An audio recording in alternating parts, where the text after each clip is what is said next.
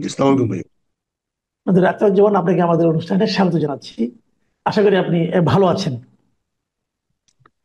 আক্তার ভাই, যে কথাটা আমি একটু লম্বা ভূমিকায় দিলাম, আহ, মোটামুটি আমার যে মূল্যায়নটা সে ব্যাপারে আপনার মতামত আমরা জানতে চাইবো। আসলে কি দেশে একটা নির্বাচনে হাওয়া বইছে?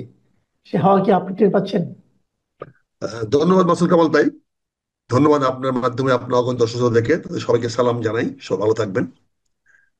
দেখেন, আমি যদি কোনো জিনিস আপনি আমার কাছে চান, আমি যদি দিতে চাই, তাহলে কিন্তু আমি সরাসরি বলবো হ্যাঁ বা না। আর যদি আমি দিব না কিন্তু আপনাকে আবার নাও করব না, তাহলে আমি বিভিন্ন বিবরণের এটাকে সময় কালক্ষেপণ করব, বিভিন্ন কথা বলবো। আজকে আপনি কি কারণে, কোন যুক্তিতে ডক্টর ইউনূস সরকার সাহেবের কাছে নির্বাচন প্রত্যাশা করেন? রাজনীতি একটা সিম্পল জিনিস বোঝার চেষ্টা করেন। যে ভদ্রলোককে আমরা আগেও বহুবার তত্ত্বাবধায়ক সরকারের দায়িত্ব নেওয়ার জন্য বলা হয়েছে, যখন 3 মাস ব্যাপী ছিল তখনও উনি আসেন নাই, যখন 2 মাসে 2 বছরের তত্ত্বাবধায়ক সরকার করা হলো তখনও তিনি আসেন নাই। উনাকে বলা তখন উনি বলেছিলেন যে 5 বছরের হইলে উনি আসবেন। তখন ওনার বয়স আরো কম ছিল, ওনার কর্মক্ষমতা আরো বেশি ছিল। যাই হোক, অনেক ভালো হতো, কিন্তু এইবার উনি হঠাৎ করে চলে আসলেন কেন? তিনি কিন্তু জুলাই মাসে বাংলাদেশে ছিলেন। এই জুলাই বিপ্লবের সময় কিন্তু উনি আদালতে হাজিরা দিয়েছেন, এবং আদালতে হাজিরা দিয়ে 4 তলা 5 তলা এই 85 বছর বয়সের বৃদ্ধকে শেখ হাসিনা হাঁটাইয়া 5 তলায় উঠাইছে। কেউ কিন্তু প্রতিবাদ করে নাই, সাধারণ মানুষের মতো উনি 5 তলায় উঠেছেন, সেখান থেকে নেমে গিয়েছেন। তারপরে উনি দেশ থেকে চলে গেছেন, অর্থাৎ শেখ হাসিনা তাকে কোন রকম সমস্যা সৃষ্টি করে নাই। 5ই আগস্টে যখন আপনারা জানেন সরকার পতন যখন হয়ে গেল, দুপুরবেলা 11টার পরে শেখ হাসিনা চলে গেলেন, তখন সেনা প্রধান যখন বললেন যে আমি দেশের দায়িত্ব নিয়ে নিয়েছি, কথাটা মনে আছে কিনা জানেন? যে আমি দায়িত্ব নিয়েছি, এখন একটা সরকার গঠিত হবে, আমি সবার সঙ্গে আলোচনা করতেছি, আপনারা আমাকে সময় দেন, ধৈর্য ধরেন, না, এটা কথা বলেছিলেন যে আপনারা আমার উপর আস্থা রাখেন। আস্থা রাখেন। তো সেখান থেকে আমরা পরে আসিফ মাহমুদের কাছে যে তথ্যটা পাই, যে তারা যখন গিয়ে ওই কাছে ইয়ার অফিসে গিয়ে, এপি না এপির অফিসে গিয়ে ওই শামসুল আলমের অফিসে গিয়ে দেখা করলো, সেখানে গিয়ে দেখা করার পরে তারা বললো যে না, তারা ওই ক্যান্টনমেন্টে যাবে না, সেনানিবাসে যাবে না, তারা সরকার আলাদা গঠন করবে। তখন তাদের মধ্যে একটা ঐক্য হওয়া আলোচিত হয়, এবং সেখানে ডক্টর ইউনূস সাহেবের নাম আসে। এবং ইউনূস সাহেবের নাম আসাতে সেনাপ্রধান নাকি বুকে পাথর চাপা দিয়া সেই নামটা অ্যাকসেপ্ট করেছে, সেটাও আমরা ইতিহাস থেকে জানছি, অর্থাৎ আসিফ মাহমুদের কাছ থেকে জেনেছি, এটি আজকে ইতিহাস। তাহলে পাথর চাপা দিয়ে যে সরকারকে মেনে নেওয়া হলো, সেই সরকার নিশ্চয়ই, তখনই বলেছিলাম আমি, আমার যদি আমার ফেসবুকের লেখাগুলো আপনাকে আমি বলবো, পরে দেখতে পারি, সময় হয় বা বললে পাঠাতে পারি। বলেছিলাম এই সরকার তো নির্বাচন আসে নাই, এই সরকার আসছে অন্তর্বর্তীকালীন সরকার, অর্থাৎ এই সরকার দেশটাকে হাসিনা বিরোধী মানুষগুলো ঐক্যবদ্ধ করে দেশটাকে ভালোর দিকে নিয়ে যাবে, এবং যতদিন প্রয়োজন পড়ে ততদিন উনি থাকবেন। নির্বাচন দেওয়া ওনার দায়িত্ব নয়। আমি এখনো মনে করি ডক্টর ইউনূস সাহেবের নির্বাচন দেওয়ার দায়িত্ব নয়, এবং সেই ম্যান্ডেট নিয়েও তিনি আসেন নাই। কিন্তু উনি যে কোনো কারণে হোক বিপ্লবী সরকার গঠন না করে উনি চলে গেলেন নির্বাচিত, চলে গেলেন সাংবিধানিক সরকারের দিকে, এবং সাংবিধানিক সরকার গঠন করার পরে উনি নিজের গেরা কলে নিজে পড়ে গেলেন। উনি হাইকোর্ট দিয়ে বক্তব্য দেওয়ালেন যে এটা বৈধ। আসিফ নজরুল সাহেব হাইকোর্ট থেকে নিয়ে আসলেন, পরবর্তী আমরা দেখতে পেলাম যে হাইকোর্টের বিচারকরা তখন সেনানিবাসে পালিয়েছিল, তারা কোর্টেও ছিল না, সেটাও আমরা ইতিহাস থেকে জানলাম। কাজে আজকে এই 1টি বছর হয়ে গেল, 6 মাসে তো আপনারা দেখছেন যে কি আলোচনা হয়েছে। আহ সমন্বয় কি বলে ওটা, ঐক্যমত্য করার জন্য জাতির মধ্যে কি আলোচনা হয়েছে আমরা দেখেন।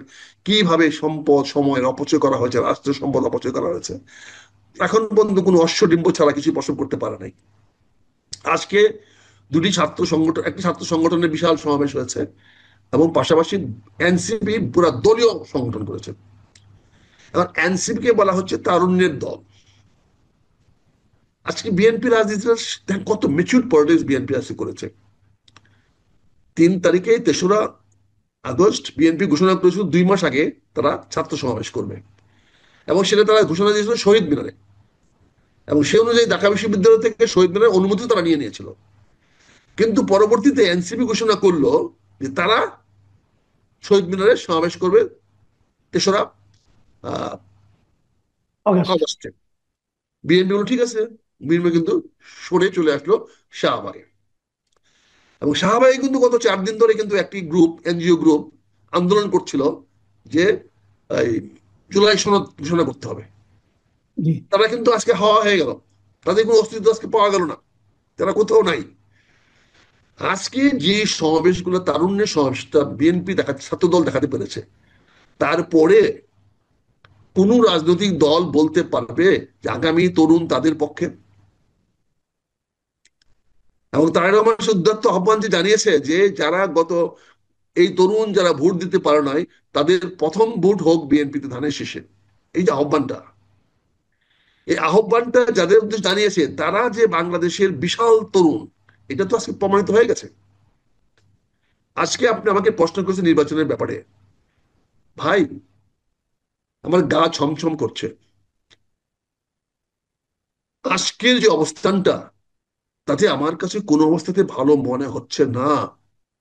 কেন কেন ভালো না মনে না হওয়ার কি আমার কারণ? কাছে বিশাল অশনি সংকট দেখা দিচ্ছে। তারপরে আবার সরকার ঘোষণা করেছে 5 তারিখে সংসদের দক্ষিণ প্লাজায় তারা ঘোষণা করবে। দক্ষিণ প্লাজায় কিন্তু এতকাল জানাজা হয়ে আসতেছিল। আপনি যদি খেয়াল করে দেখেন, যত বাংলাদেশের যত বড় বড় রাজন্যবর্দের জানাজা হয়েছে, সব জি। কিন্তু দক্ষিণ প্লাজায় হয়েছে। হুম। পরবর্তী শারমিন আক্তার, শারমিন কি স্পিকার, ইনি এটাকে হুম। ঈদগাহ বানিয়েছিল, ঈদের জামাতে জাগো বানিয়েছিল। এখন এটাকে আপনি আজকে জুলাই সনদ ঘোষণা করার স্থান করে যাচ্ছেন, করতে যাচ্ছেন, যেখানে আপনার লক্ষ্যটা হলো বর্তমান প্রচলিত সংবিধান বাতিল করবেন। সংবিধান বাতিল করবেন কোথায় দাঁড়িয়ে? যে সংবিধানের অধীনে যে সংবিধান সংসদ রচিত হয়েছে, ওই সংসদকে আপনি দাঁড়িয়ে দক্ষিণ প্লাজায় আপনি করবেন। এই দক্ষিণ প্লাজার বিশাল সামনে, ওখানে যদি আপনি একটা সিটিং অ্যারেঞ্জমেন্ট করে লোক আনতে চান, তাহলে কি পরিমাণ লোক আপনাকে আনতে হবে? আর যদি স্বতঃস্ফূর্ত জনতা আনতে চান, তাহলে আরো কত বেশি লোক লাগবে? তারপরে আপনি সকাল 11টা থেকে আপনি দিয়েছেন গান বাজনার আসর, একটা জাতীয় সমস্যার সমাধানের জন্য আপনি দিয়েছেন একটা গান বাজনার আসর। 5 তারিখে আপনি ওখানে সকাল 11টা থেকে গান বাজনা শুরু করবেন সাংস্কৃতিক মন্ত্রণালয়ে। আজকে আবার দেখলাম আপনার 16টি ট্রেন দিয়ে বিভিন্ন জায়গা থেকে মানুষ আনবেন। তার জন্য নাকি 60-70 লক্ষ টাকা বাজেট করেছেন সেই মন্ত্রণালয় থেকে, মুক্তিযুদ্ধ মন্ত্রণালয় থেকে দেওয়া হয়। তাহলে এগুলো কিসের আলামত? তার মানে তো নির্বাচন আপনি দিবেন না। তা আপনি যখন নির্বাচন দিবেন না, আমি কেন আমার গা ছিমছিম করছে? তাহলে গৃহযুদ্ধটা আপনি এড়াবেন কেমনে? আপনি কিভাবে মনে করতেছেন যে জাতীয় ঐক্য 5 তারিখে বজায় থাকবে, যখন আপনি গান বাজনা পার্টি দিয়ে লোক আনবেন, যখন আপনি বিনা টিকেটে ট্রেন ভাড়া দিয়ে লোক আনাবেন, সরকারের টাকা দেওয়া ট্রেনে মানুষকে আনাবেন, বাস তো আনবেনই। তাহলে এই সমস্ত বিনা পয়সার লোক আনায় আপনি তাদের সামনে যদি ঘোষণা করেন, নির্বাচনে তারিখ ঘোষণা না করেন, তাহলে আপনি কি ওই সভা থেকে বেরিয়ে যেতে পারবেন? আমার তো মনে হয় না, যদি বৃহত্তর রাজনৈতিক দল যদি ওই সমাবেশে সহায়তা করে। কারণ আপনি দেখেছেন আজকে আমার এনসিবি ছেলেদের সঙ্গে কিভাবে বিট্রে করা হয়েছে, কিভাবে তাদেরকে বিশ্বাসঘাতকতা করা হয়েছে, কিভাবে আজকে তাদের মিটিংটাকে ফ্লপ করিয়ে দেওয়া হয়েছে, আপনি দেখতে পাচ্ছেন না, নিশ্চয়ই। এনসিপি মিটিং যদি ফ্লপ হয়ে থাকে, এর দায় আপনি মানে সরকারকে কেন দেবেন? এর দায় তো এনসিপি কে নিতে হবে। কেন এনসিপি নেবে? এনসিপি কিন্তু এই পথে নামাইছে কে? এনসিপি কে সকল কিছু সাহায্য সহযোগিতা করা আশ্বাস অঙ্গীকার কে দিয়েছে?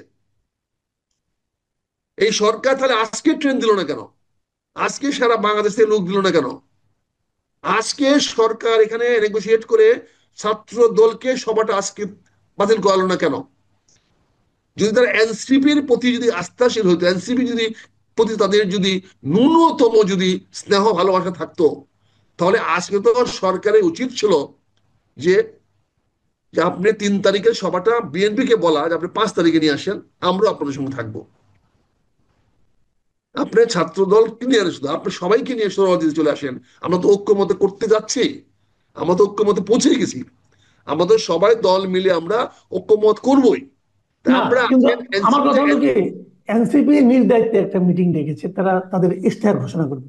সেখানে লোক আনার অথবা লোক আনার জন্য অনুকূল পরিবেশ তৈরি আসুক করার দায়িত্ব আসুক সরকারের কেন হবে? আসুক কামাল ভাই, এনসিপিটা 3 তারিখের সেন্টিমেন্ট, 3 তারিখের emotion, 100% emotion of NCP, 100% NCP of আমাদের যারা এই মানে কি বলে বৈষম্য ছাত্র আন্দোলন করেছিল, তারাই কিন্তু 3 তারিখে এই রাইট। শহীদ মিনারে দাঁড়িয়ে ঘোষণা করেছিল এই সরকারকে পতন করতে হবে, সরকারের পদত্যাগ দাবি করেছিল, ওরাই করেছিল, এটা কিন্তু অন্য কেউ আগে রাইট। করে নাই। কাজে এটা তো তাদের দিন। 3রা আগস্টটা ডেডিকেটেড হইতে হবে শুধুমাত্র বৈষম্য ছাত্র আন্দোলনের জন্য। সেই বৈষম্য ছাত্র আন্দোলনটাকে ডক্টর ইউনূস সাহেব অত্যন্ত মেটিকুলাসলি এটাকে এনসিপিতে রূপান্তরিত করেছে। এটা ডক্টর ইউনূস সাহেবের সফলতা, সার্থকতা। উনি বৈষম্য ছাত্র আন্দোলনের প্ল্যাটফর্মটা ভেঙে দিয়ে, ধ্বংস করে দিয়ে উনি এটাকে এনসিপিতে নিয়ে গেছেন। তো উনি যখন এনসিপি কে নিয়ে আসছে, আজকে 3 আগস্টে তো অন্য কারোর সঙ্গে শেয়ার করার কথা না। আজকে 3 আগস্টের বিষয়টা তো একমাত্র এনসিপির। এখানে কেন ছাত্র দলের সভা দিলেন? তার মানে আপনি বেইমানি কার সঙ্গে করলেন? বিশ্বাসঘাতকতা তো কার সঙ্গে করলো এই সরকার? সরকার তো এনসিপি ধ্বংস করে দিল। তার মানে এনসিপি আপনি বলতে চাচ্ছেন এগুলিও সেই মেটিকুলাস ডিজাইনের পার্ট? অবশ্যই। আপনি এনসিপি কে ধ্বংস না করলে আপনি বিএনপির সঙ্গে কি করে আঘাত করবেন? কি করে বিএনপি কে নির্বাচনটাকে ডেটটাকে পিছাবেন? কারণ তাদের বক্তব্য তো, এনসিপি বক্তব্য তো পরিষ্কার বলে দিয়েছে যে তাদের কতগুলো দাবি পূরণ না হওয়া পর্যন্ত দেশে নির্বাচন হতে পারবে না। তাহলে আজকে আপনি যে এনসিপি কে যে আজকে যেভাবে আপনি জনগণের সামনে ছোট করলেন, এনসিপি আজকে 24 দফা রাজনৈতিক একটা কর্মসূচিতে হলো, সেটা তার দলীয় কর্মসূচি, এটা জাতীয় কর্মসূচি নয়। আজকে যে 24 দফা জুলাই সনদ বলেন না জুলাই, সেটা তো সে বলেছে আমি করব করব করব করব, সেটা কোথাও বলে না করতে হবে, কোথাও বলে না এটাকে করতে হবে, পালন করতে হবে। সে তো সব জায়গায় 24টা পয়েন্টেরই শেষে বলেছে, প্রতিটা সেন্টে শেষ করেছে করব, আমরা করব, আমরা করব, আমরা করব। তুমি করবে কোথায় বসে? তোমার বাড়িতে বসে? বাংলাদেশের জনগণকে তোমাকে দায়িত্ব দিয়েছে এগুলো করার জন্য। না, তারা হয়তো ভাবছে তারা ক্ষমতায় যে করবে। তাহলে ক্ষমতা যাবে কেমনে? তাহলে সেটা তো পরিষ্কার করতে হবে। তারা তো ক্ষমতায়, তাহলে বলতে হবে কমিউনিস্টদের মতো বিপ্লব করতে হবে। আমি তো সেটাই বলেছিলাম, তাহলে তাদের বিপ্লবী সরকার হওয়া দরকার ছিল। তারা তো সেই বিপ্লবটা ডক্টর ইউনূস সাহেবের হাতে তুলে দিলেন। তাদের যে জয়টা, তাদের যে বিপ্লবটা, সেই বিপ্লবটা ডক্টর ইউনূস সাহেবের হাতে ঢাকা বিমানবন্দরে, শাহজালাল বিমানবন্দরে গিয়ে, ওখানে গিয়ে ভিআইপি রুমে উঠে দিয়ে আসলেন। তারপরে থেকে তো তাদের এখন দায়িত্ব নাই, এবং তাদের সঙ্গে যে চরম বিশ্বাসঘাতকতা করা হয়েছে। তারপর এই বলেন যে গাছ কেন, এই কথাগুলো যদি বলতে গিয়ে আজকে বলেন, এটা এটা ডাইমেনশন চিন্তা করে কথাগুলো। এটা কি বিশ্বাসঘাতকতা করা হয় নাই? এই এনসিপি কে আজকে ধ্বংস করে দেওয়া হয় নাই? না হলে এনসিপি কে বলতো তোমরা আজকে করো না, অভিমান করে বসে থাকো, আমাদের এই বিপ্লব চিন্তা হয়ে গেছে, আজকে এনসিপি কে এই কথাটা বলাইতা।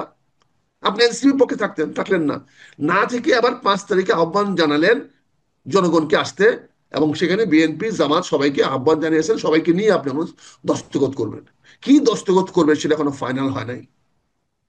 আপনি জানেন যে জেফারসন এবং ওয়াশিংটন দুজনে মিলে এবং কয়েকজনে মিলে, তারা ফার্গুসন, তারা মিলে সংবিধান রচনা করেছিল। কিন্তু সেই ফার্গুসন, সেই রচনা তে কিন্তু জেফারসন সাইন করে নাই। মার্কিন মার্কিন যে সনদ, যে সংবিধান লেখা হয়েছিল, যার মূল লেখকই ছিল তৎকালীন উকিল, অ্যাডভোকেট বা ব্যারিস্টার এই জেফারসন, যে তৃতীয় প্রেসিডেন্ট হয়েছিল, সে কিন্তু দস্তখত করে নাই। তাকে দস্তখত করার জন্য 13 বার ওয়াশিংটনকে যেতে হয়েছে, ওয়াশিংটন থেকে নিউ ইয়র্কে, তারপর দস্তখত করে নাই। এটা তো ইতিহাস আছে আমাদের। সবাই একমত হইলে, ড্রাফট করলেই সাইন করে দিবে এমন তো কথা না। তারপরে বিএনপির কি ম্যান্ডেট আছে এটাকে সাইন করার? এখন পর্যন্ত এখন টুডে বিএনপির স্থায়ী কমিটি কি অনুমোদন দিয়েছে? বিএনপির জাতীয় নির্বাহী কমিটি কি অনুমোদন দিয়েছে? বিএনপি দলগতভাবে কি সম্মেলন করেছে এই সনদ দস্তখত করার জন্য? এই সনদকে আমি সাইন করে দিয়ে গেলে হবে? সালাউদ্দিন সাইন করে দিলেই সনদ হয়ে যাবে? এই সনদ কি বিএনপি মানবে? এই সনদকে আলোচনা করার জন্য পাঠিয়েছে, কিন্তু এই সনদটাকে ডক্টর ইউনূস সাহেবের নেতৃত্বে দস্তখত করার জন্য কি পাওয়ার দিয়েছে সালাউদ্দিনকে? না, 5 তারিখে, 5 তারিখে তো সনদ করা হবে না। 5 তারিখে হবে আপনার ঘোষণাপত্র, জুলাই ঘোষণাপত্র যেটা করা হচ্ছে। তাই ঘোষণাপত্র এবং দস্তখত করবেন সবাই, সবার হ্যাঁ, উপস্থিতিতে হ্যাঁ, হ্যাঁ, হ্যাঁ। ঘোষণা করবেন। তাহলে সেখানে কি আমার সালাউদ্দিন সাহেবকে যাওয়ার অনুমতি মহাসচিব দিবে? এবং মহাসচিবকে ওই ওই সবাই যাওয়ার অনুমতি কি জনাব তারেক রহমান সাহেব দিবেন? কারণ এখন দাওয়াতটা তো করতে হবে তারেক রহমান সাহেবকে, ওখানে তারেক রহমান সাহেবকে দাওয়াতটা করতে হবে। সকল দলের পক্ষ থেকে যদি বিএনপি যেতে হয় তো বিএনপি তারেক রহমান সাহেব যাবে, অথবা তিনি যাকে মনোনীত করবেন। রাইট, তাহলে রাইট। উনি কেন মনোনীত করবেন কাউকে, যেখানে দলীয় প্রধান কিন্তু আসতে হবে? দলীয় প্রধানে আসার ব্যবস্থাটা আপনি কেন করলেন না? কেন নিশ্চিত করলেন না যে উনি যেন তারেক রহমান সেদিন বাংলাদেশে উপস্থিত থাকে? এটা করার দায়িত্ব কার ছিল ভাই? আপনি তো একজন সাংবাদিক, পুরনো বয়স্ক মুরব্বী সাংবাদিক, আপনি বলেন হম। রাজনৈতিক আলোচনার দৃষ্টিভঙ্গিতে আপনি বলেন। আপনি বললেন সকল দলের সবার সামনে দস্তখত হবে। সকল দল বলতে আপনি কাকে বোঝাচ্ছেন? তারেক রহমান সাহেব ছাড়া অন্য কেউ যদি সেখানে যায়, এটা কি দলের উপস্থিতি বোঝায়? দেশমাতা খালেদা জিয়ার উপস্থিতি ছাড়া যদি এখানে বিএনপির হাজারো নেতাও যায়, লক্ষ লক্ষ নেতা কর্মীও যায়, তাও কি সেটা বিএনপি উপস্থিত বোঝায়? ওই উপস্থিতিতে অবশ্যই দেশমাতা খালেদা জিয়া থাকতে হবে, অথবা তার জায়গায় তার পুত্র জনাব তারেক রহমান থাকতে হবে। হ্যাঁ, তারপরে যদি ওনারা যদি কাউকে মনোনীত করেন, নির্বাচিত করেন, সেটা জি। অন্য বিষয়, করতেই পারেন। কিন্তু সেটা কি হয়েছে কিনা আমরা জানি না। আমরা এখন পর্যন্ত জানি না, আজকে 3 তারিখ চলে গেছে, 4 তারিখ শুরু হয়ে গেছে, আমরা এখন পর্যন্ত জানি না বিএনপির কে সেখানে যাবে। জি। তারপরে দেখেন, তারপরে দেখেন জামাতের আমির হাসপাতালে অপারেশনে নিয়ে তার জীবন মরণ লড়াই করছে, তার হ্যাঁ, উনিও তো আসতে পারবেন না। উনিও আসতে পারেন না। হয়তো ওনাকে স্ট্রেচারে করে নিয়েও আসতে পারে, জানি না আমি। মনে হয় না। না, তাহলে এখন মনে করেন এই ধরনের একটা অবস্থায়, তার মানে কি? তার মানে আপনি যে ঘোষণাটা দিবেন, সেই ঘোষণায় যদি কোনো লোক যদি প্রতিবাদ দাঁড়ায় পড়ে, মানি না মানি না, অতীতে কি হয় নাই? অতীতে মোহাম্মদ আলী জিন্নাহ যখন বলেছিল বাংলা ভাষা ইংরেজি হবে রাষ্ট্রভাষা, তখন কি মানুষজন ওনার সবার থেকে বেরিয়ে আসে নাই? সেই সবাই থেকে কি বলে নাই মানি না মানি না, মানবো না? এটা ইতিহাস তো আছে। এই ঢাকাতে তো কার্জন হলে তো ঘোষণা দিয়েছিলেন Mohammad Ali Jinnah, English will be the right. State language of Pakistan. সেদিন কি বাঙালি ছেলেরা মেনেছিল? তারা কি সেদিন ওনার সামনে থেকে বেরিয়ে আসে নাই? তা না, আপনি কি ওটা ওটা চাচ্ছেন? ওটা তো ছিল আমাদের জাতীয় অনুভূতির বিপরীতে। না না, তো এটা এখন নাও যদি হতে পারে। আপনি, এখন যদি আপনি 5 তারিখে এমন কিছু ঘোষণা দেন তা যে মনে হয় হবে না। ঘোষণা জাতীয় স্বার্থের পরিপন্থী, অথবা যদি আপনি নির্বাচনে ঘোষণা না দেন, তাহলে কি হবে? 5 তারিখে কি নির্বাচনের ঘোষণা দেওয়ার কোনো কথা আছে? তাহলে আপনি কি বলবেন? আপনি কেবল আপনি কেবল পাঁচ নির্বাচনে তারিখে না। ঘোষণা দেবেন না, তাহলে মানে আপনি আগামী বছর 1 বছর থাকবেন কিভাবে? কি বৈধতার বলে? বিপ্লব তো নাই, বিপ্লব তো আপনি ধ্বংস করে দিয়েছেন। আজকে তারা হয়তো হাসিনার পলায়নটাকে উদযাপন করবে, এটা হতে পারে ওই বর্ষপূর্তি। সেটা তো হাসিনা উইল বি অনার্ড। হাসিনার পলায়নে পূর্তি পালন করেন, তাহলে হিরোকে, হিরোকে জনগণ বলেন। হিরো। জনগণ তারা জনগণ হাসিনাকে হিরো সরাতে কোথায়? পেরেছিল। জনগণ হিরো কোথায়? আমরা এই বাংলাদেশের হিন্দুরা ওই কি বলে দুর্গা পূজা করে, আর শ্রীলঙ্কার হিন্দুরা ওরা রাবণ পূজা করে। বুঝতে পারছেন না হম, পার্থক্যটা হম। কোথায়? শ্রীলঙ্কার লোকেরা রাবণ পূজা করে, আর আমাদের দেশের লোকেরা, হিন্দুরা দুর্গা পূজা করে। তা আপনি এখানে শেখ হাসিনাকে তো, তাহলে পটভূমিতে কে আসবে? শেখ হাসিনাকে নিয়ে আসতো, আপনি ভিলেন হিসেবে নিয়ে আসবেন, কিন্তু তার মূল চরিত্রটা তাহলে কার হচ্ছে হম। বলেন? তাহলে সেই জি। মূল চরিত্রে তো শেখ হাসিনার বক্তব্য চলে আসবে এখানে। কি কারণে, কি প্রেক্ষাপটে এই সরকার আসছে? তার মানে শেখ হাসিনার ব্যর্থতা ধরে আপনি আসছেন। এখন যদি কেউ বলে যে শেখ হাসিনাকে মেটিকুলাসলি ব্যর্থ করানো হয়েছে, মেট্রিকুলাসলি তাকে এরকম নির্মম করা হয়েছে, মেট্রিকুলাসকে তাকে দিয়ে ছাত্র দিকে হত্যা করানো হয়েছে, যাতে এই সরকার ক্ষমতায় আসতে পারে, আপনি কি এই জি। পারসেপশন উড়াইতে পারবেন? এই না। রিয়াকশনটা উড়াইতে পারবেন? আপনি অস্বীকার করতে পারবেন? লজিক্যালি কি জি। আপনি এটা বলতে পারবেন যে লজিক্যাল না, এটা যুক্তিপূর্ণ বক্তব্য না? অনেক ধন্যবাদ। অনেক ধন্যবাদ মেজর মোশাররফ আখতারুজ্জামান। আপনি আসলে এমন ভাবে কথা বলেন যে আপনাকে মাঝখানে থামানো খুব কঠিন হয়ে যায়। কারণ কথাগুলি একটার সঙ্গে আরেকটা এমন ভাবে সংযুক্ত থাকে। আপনি লজিক দিয়ে কথা বলেন, যে কারণে এখানে আসলে মানে মাঝখানে এই থামানোটা খুবই কঠিন। তারপরে আমার মনে হয় দর্শকরা এটা এনজয় করেন আপনার কথা। আপনার দর্শকরা, আমার এখানেও দেখেছি অনেকেই আপনার খুবই মানে ভক্ত হয়ে গেছেন এরই মধ্যে, থ্যাংক ইউ, যে আপনি শুক্রিয়া, খুব আপনার ভালো আমাকে করেন। সুযোগ দিয়েছেন। আমার মনে হয় সেই দর্শকটা এবার আবার খুশি হবে আপনাকে পেয়েছেন। আগামীতে ইনশাল্লাহ আপনাকে আবার আমরা যদি পাই, আপনি যদি সময় দিতে পারেন, আমরা খুব আনন্দিত।